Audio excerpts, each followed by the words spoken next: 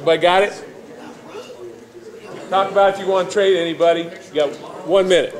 Talk about if you want to trade anybody. You got 1 minute. I thought it was interesting how the guys who may be the MVP, the quarterbacks, they're sort of one of the last ones picked, but I think it's because everybody feels that they are both very, very good players, and they both can lead, and they both can make plays, and I think that's a positive thing. I think the same thing happened with our tailbacks and our wide receivers.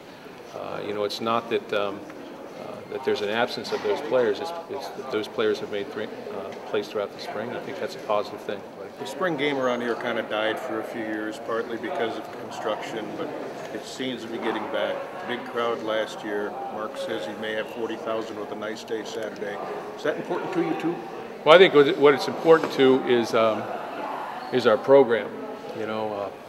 Recruits want to see that type of thing out there. They want to know that there's a lot of media exposure. They want to know that there's a lot of fans that are going to follow our program. So I think that's important. But from our players' perspective, in terms of playing in that environment, it's just a little bit more. It's just a little bit more.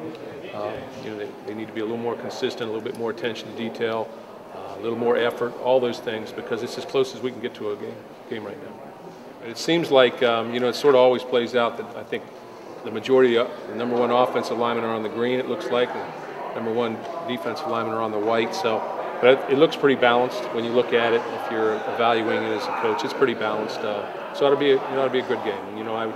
I keep telling our guys I've been there where it's been 6-3 and 10-6. So they're not usually high-scoring game because it's limited offense and everything. But I think we've got some guys that they're going to make plays on both sides of the ball.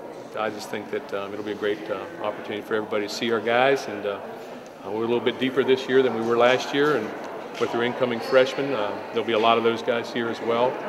So it'll be an interesting day for everybody.